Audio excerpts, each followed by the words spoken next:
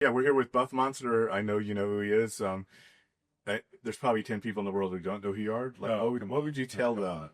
Okay. I just say I'm an artist. I think people like a more specific thing, like a street artist or a Yeah. painter or a, whatever. I think artist is like my preferred term because like you, we Yeah. we do a bunch of We things. do everything. Yeah. So. Yeah, let's start with the color pink. Ooh. Sure. It's a very brave color. Oh yeah. You think so? I think so. Yeah. I Maybe know some good guys that want to kill you out in LA for painting in pink. maybe it was braver back forever ago, but I don't know. But the pink, like Buff Monster pink, Yeah. was always like more of a brighter thing, like maybe More fuchsia or No. But I'm saying maybe it could be interpreted as a bit more like aggressive or like manly or like masculine, a masculine pink if that's possible. I do remember my assistant came to your house. I've never been to your house or studio. Oh wait, how was that your studio? Sorry, never mind. But she came to your house. She came to your apartment, Erica. And so when she came back, I was like, "Is his apartment pink?" And she goes, "Yeah, his apartment's pink. It's exactly what you would imagine it." Yeah, I don't know, maybe. yeah. I guess you got eclipsed by the Barbie movie, right? Right, Yeah, I've always had a Hello Kitty toaster at home though. I'll tell you what. But here's like, I don't know if you ever think about this, but like I work a bit with my sister. She colors like a lot of the stuff that we I don't know the coloring book stuff. Oh really? But yeah, she's actually a scientist, but she just helps me a little bit on the side. But I was like getting really kind of freaked out because there's so few colors.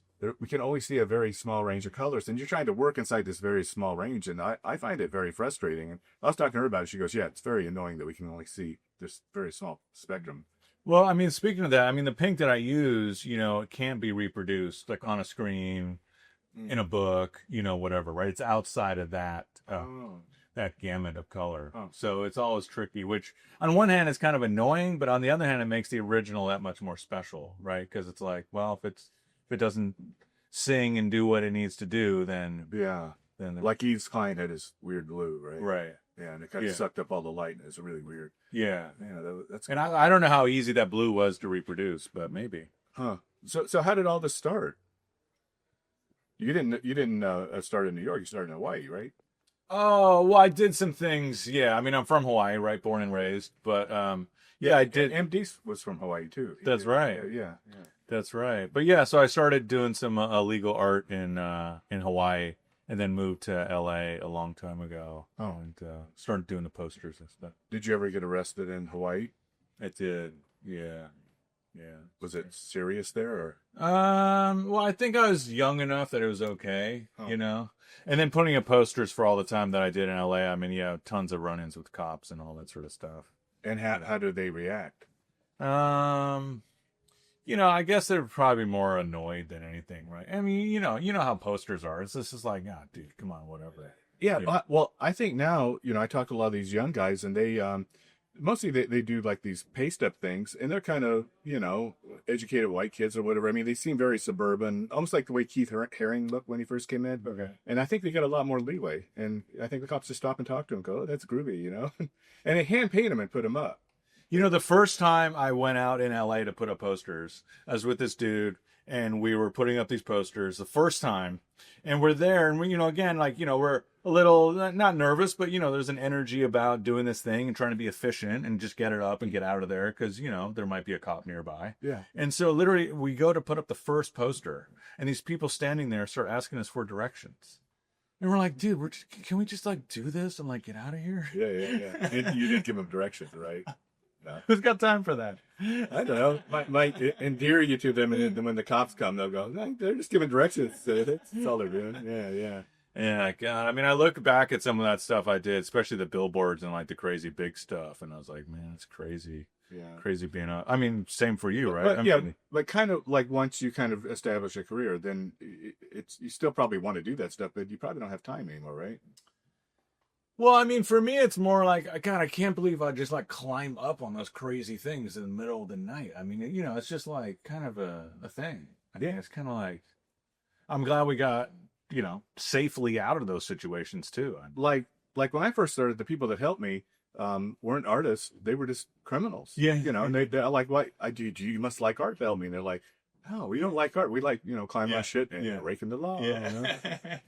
So yeah, it's like later in life, people couldn't figure out, well, how do you know so many criminals? It's like, well, yeah, what I did was illegal. Yeah. So guess who helps you? Criminals. Yeah, it was kind of funny. I was kind of thinking about like street art stuff today, and I feel like, I feel like it's kind of weird. I feel like, maybe like social media has kind of taken the place of street art in a way, not entirely, obviously, and blah, blah, blah. But I just feel like, I feel like there were so many people doing so much. And like, if I go back to LA and I drive around, like, I don't see posters around anywhere. Oh, really? Yeah. Huh. I mean, Shepherd's Up, of course, here and there. But yeah, there isn't like Right. the next gen that's like doing all the stuff that. But like for us, this thing happened and it was huge and it was global and I would, we would always see each other at all these things. We weren't putting them on. There were promoters at some point putting them on. We'd fly and, but it was like really a huge thing for a while. And, but I guess it's over. I'm not saying, do you think it's over? I'm not I'm saying it's asking over. you. You're more in it than I am. You think so? Yeah. You live closer to the big city and I don't know. I don't know. I just feel like, it's something happened. Like, Shepherd is way into like people seeing it in real world. Yeah. Shepherd isn't so keen on you seeing it on Instagram. Right. He wants you to be in your normal day, Right. experiencing it like But really, it's still a reproduction. It's not like original art. No, I know, but I feel like somehow along the way, like generally speaking, maybe Instagram kind of like became the original or the goal way, Or maybe now he's like an elder statesman and that part of his life. I mean, so I'm talking to his wife, his beautiful wife. Yeah. And they're wearing, like, he's wearing a tux and she's all dressed up to go to some super event in LA. And then he sees a prime spot, and he's like, okay, I have to hit that spot. I have to hit that spot, and she's like, oh God. And she held the ladder for him. And so they show up at this fancy event with splattered with glue, but the man's got a hit, Man. when I first met him, we were in New York and then we went to a party and Dalek was there before he had his mature style. He still painted, he was trying to be Basquiat. It was kind of interesting and it was fun. We were drinking the beers, talking to all the artists and he's just like, I got to go post, man. And he'd split and he spent the whole night posting while we spent the whole night drinking beer. So, man, it's pretty amazing how, he is so gung-ho about doing stuff. It's pretty remarkable. but I think he likes it, or like Swoon, like we're in Palestine. She just put his stuff on the wall. It's like she's making love to the wall. And no, she's like rubbing it and you can just see like it's very fun to do. Yeah. Like wheat paste is very fun to do. Yeah. It's kind of icky, but it's kind of fun. Yeah, it's kind of I like when I was doing it for all those years, I was really like, man, I could do this till I was like 80. Like it's such like a not climbing on the buildings, but like street level stuff, And, Well, last time like we were in Miami, we did murals like right across the street from each other, and then but that was like away from the Wynwood walls and away from the epicenter. So I think we got slaughtered pretty quickly, right? No. I don't know about yours, but mine was It good for lasted like a couple of years, but then they take it over, Yeah, but that's just how it goes. Yeah. I mean. So you're chill with that. Well, I mean, we know that going in. It's like, look, this isn't forever. This is, Yeah. Would it be nice if they went over with something better? Or... No, artists are so weird. They're just so happy. Like, whitewash that. I want my stuff up there. I don't care. Yeah, they're pretty obsessed with their stuff, Yeah. You didn't notice that? Wait, which artists are we talking about? All of them. Anyway. Do you have people in your life that aren't artists that kind of like balance you out a little bit, or? Yeah, I guess so. Yeah, right. Well, we were just with the Sucklord, and he was That's saying true. he had found a girlfriend doesn't know Yeah, anything about our right, world, exactly. and he's quite delighted to go have a bottle of wine with her in the park. Yeah. And talk about Trump. Yeah, Or or whatever. Yeah. non-artist people talk. Something outside of the art thing. Yeah. Yeah, I think that makes sense. I think that makes sense. Huh. Yeah. What's your wife do? Dana, we've been together. We're not married, but we've been together for 12 or going on 13 years now. You ever heard of common law? Yeah, that's not a thing. That's not a thing in this state. Not a thing. it's not. Yeah, I don't think it's a thing in most states actually. Huh. Yeah. That's interesting. Why would you not get married? Do you don't like parties? You just don't like being the center of attention? We were both of us kind of independently. We're never so keen on the idea. So, yeah. I wanted to be together forever. But at first I didn't want to get married because somehow I had this idea in my head that I was going to get into all kinds of trouble and I was going to be liable for like all the billboards or something. So I kind of didn't want to get married in case that happened, that she wouldn't be liable to, and that maybe that the house would be in her name or whatever. Yeah. But no, she goes, no, we're getting married. This is official. Yeah. But I was real happy about that. I know, Tarsa. Yeah. I know. Yeah, I can see her doing that. But we're old. Maybe we're old school. We like the marriage thing. Yeah. But I think Dana's kind of take on it is like, look, things are going well. Why would we mess that up? Yeah. And with Darcy also, I think she didn't want to be the center of attention at a party that's not her thing. So, and that's what happens when you do the bride thing. Well, I think Tarsa is pro people getting married because I've heard her tell other people like, oh, hey, better put a ring on it. You want whatever, put a ring on it. Yeah, because you can put somebody through medical school and then they can leave you. That's happened a lot, And she was raised a feminist, so it's like you have to make sure you're good. Yeah, that sounds good. But you guys are the next generation, so well, my parents were never married. Oh, They've been together for over 50 years. Well, what did your dad do? What do you mean, like work wise? Yeah. Oh, yeah. I mean, he was involved in like commemorative coins. Mm-hmm. And what's the most interesting thing about your dad? Oh, I mean, look, I could talk about my dad. Okay, never mind. I love your dad.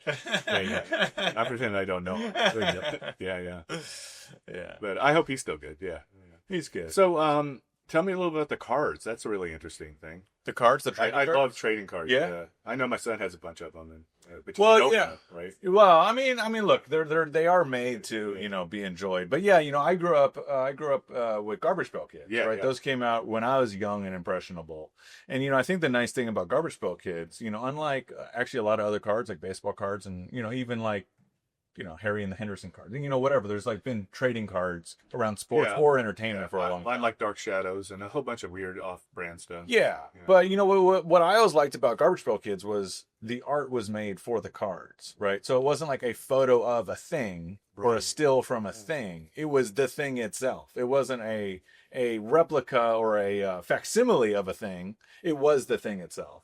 That's funny. I never thought of that. Huh. Yeah, so that was kind of like the first art I collected, was Garbage Pail Kids. I mean, and I knew they were painted. I didn't know it was a guy named John Pound that was doing most of those paintings. Right.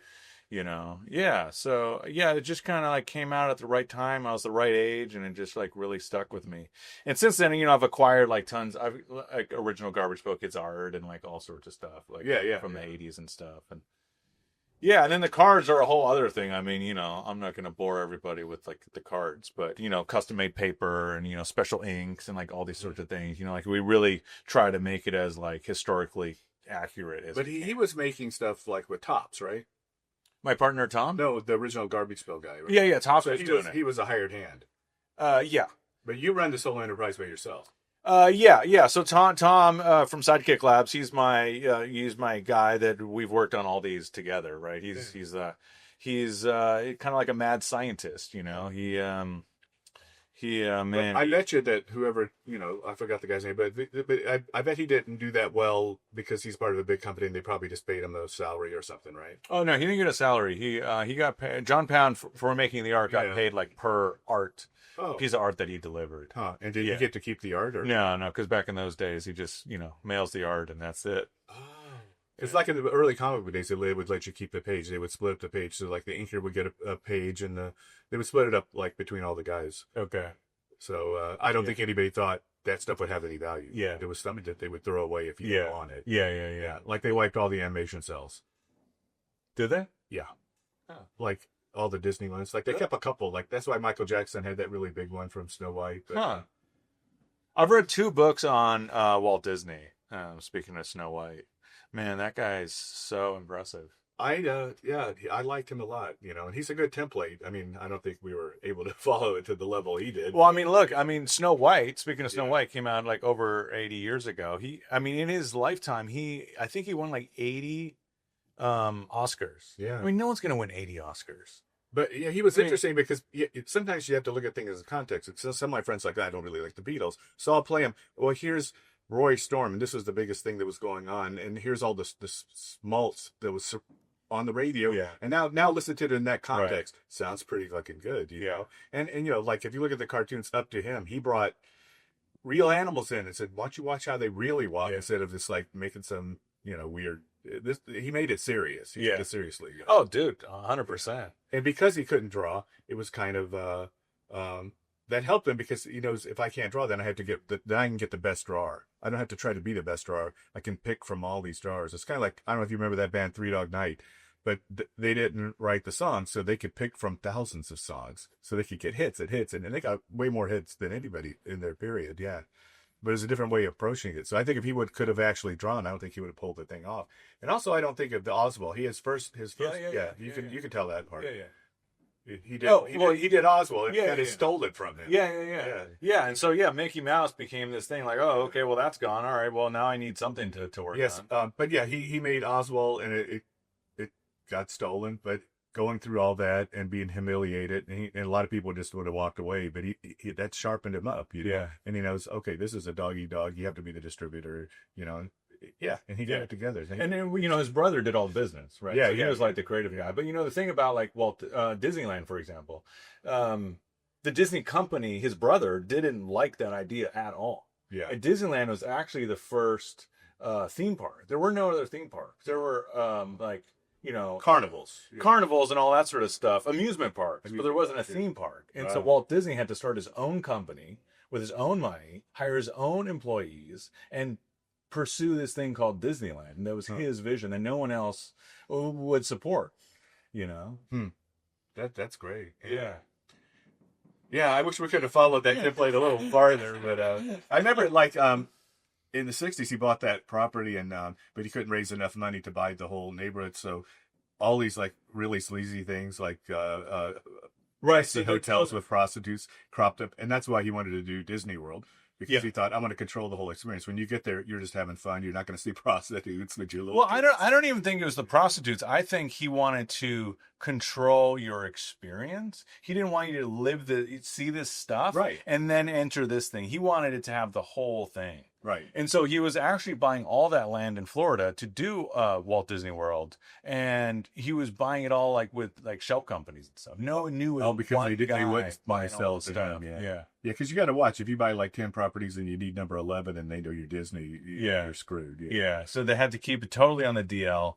And So like if things started really like 900% going your way, like what would be your Disney level dream?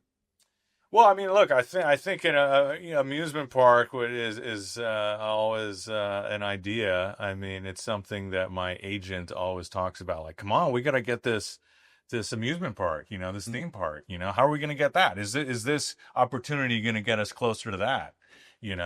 So I'm glad she's got that idea that maybe you could like do it first in China or somewhere where it's a little cheaper, and then you got the template.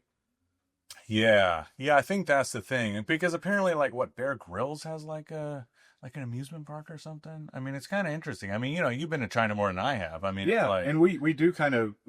I mean, they're like amusement parks with no rides, but they're huge experiences. Yeah, and we have tons of people working. Yeah, so. Yeah, but again, you can get like 100 people as opposed to one here. No unions. Yeah, but and also the kids in China are way enthusiastic. Like they act different. They act like American kids did back in the early 60s. Okay. Like our kids are all looking at their phones, and they kind of. It's cool to be jaded, and they're not. They're not jaded. Yeah, they're just there to have fun. Yeah. And they like toys a lot, and the boys and the girls like the toys. Because I always thought, like with our culture, it seemed like guys collecting it, like 20-something guys, and okay, now they get married. I bet that toy collection's going on eBay. Yeah. But if you see the guy and the girl together, and you realize they're marrying and they're also buying the toy together, that's a little more sustainable than just the 20-something guy culture. Well, in America, like Disneyland, right? Mickey Mouse, right, is the thing, right? But Tokyo Disneyland, Minnie Mouse is the big thing. Yeah, so I've been there a couple times, and I mean the merch there is amazing because they have the right to make their own merch. Like it doesn't need to be approved by corporate in America or anything. Oh, okay. So they can just kind of go buck wild, and I think it's more of the culture of like the girlfriend and the boyfriend going there, and it's more of a coupley thing. Yeah, I went to Disneyland in China. It was amazing. Yeah. with MD, our friend MD. Yeah, he just turned into a little kid. It's like I have an airplane in 2 hours. It's like you got to get me out of here and back to the hotel and like stuff. And it's I couldn't get him to leave. I mean, I made my airplane within like 3 minutes. But yeah, it turns you into a little kid being there. It's so fun. Yeah. Yeah. But yeah, we got to get you a Disneyland. Yeah, that sounds good, man. Well, I mean, I don't know if like a cartoon would be a requisite for that. Oh, of course. That gets you to a lot of people. Yeah. You just got to be careful not to sell out too much to have the cartoon.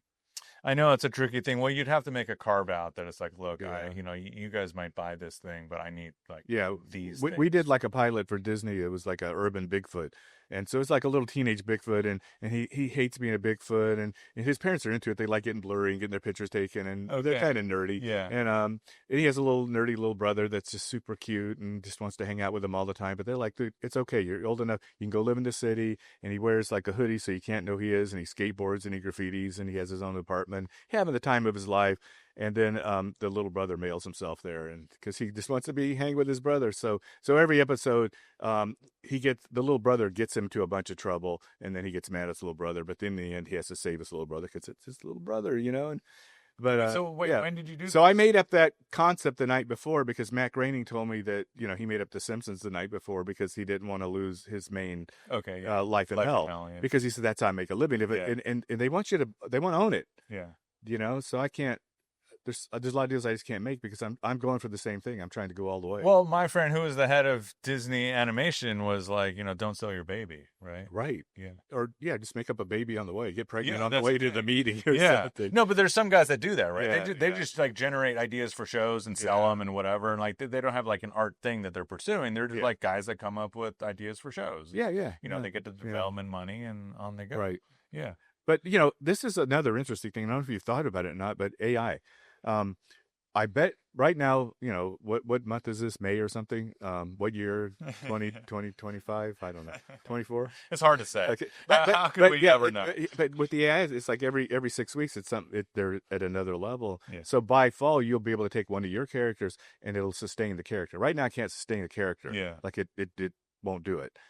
But you'll be able to put in one of your characters and make stuff just by typing in words and say, I need my character to be walking down the street. I need him to be buying ice cream. Yeah. And then you could do your own voices for virtually nothing. Yeah. So you will have as much power as a major Disney studio in your studio. No, it's pretty crazy. So I had ChatGPT write me a children's book like last year. I just wanted to try it. I was like, just write me a story about a humanoid ice cream character who's just trying to fit in. And include for me the illustrations on every page. And so it just gave me the whole thing. Page 1, this is the dialogue, and here's the illustration we need. And it just went through the whole thing. And I was surprised that it came up with these amazing names for like the mountain range and the field they're going through. And like, it was like, man, this is pretty wild. Wow. Yeah.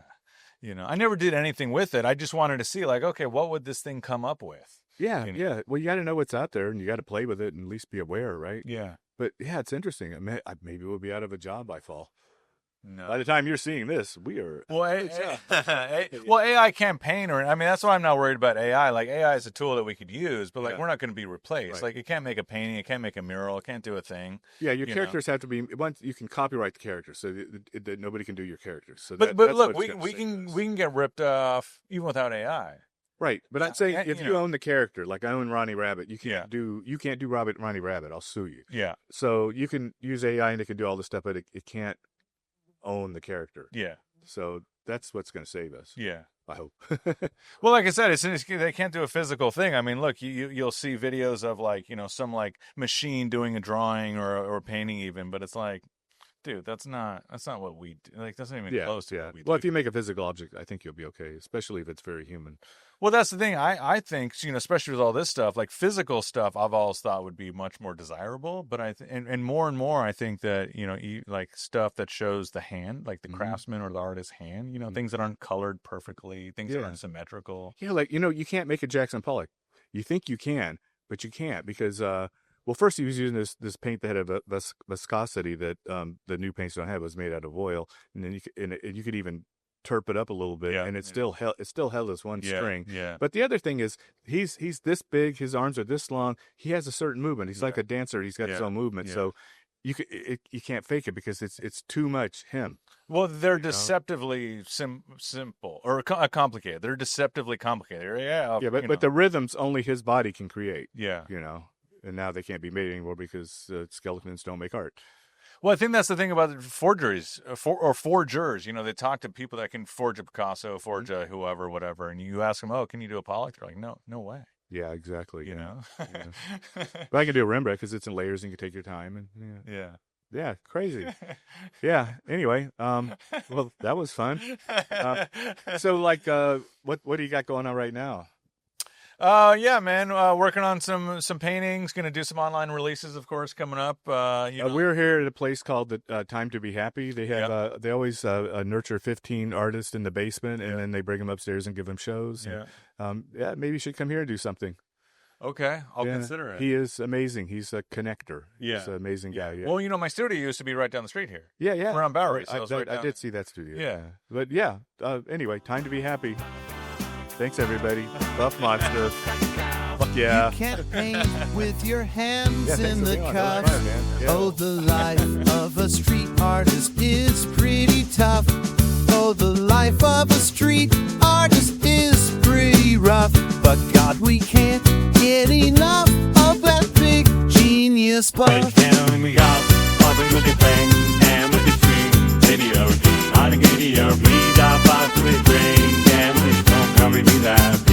Just give him a ring, he's down for anything.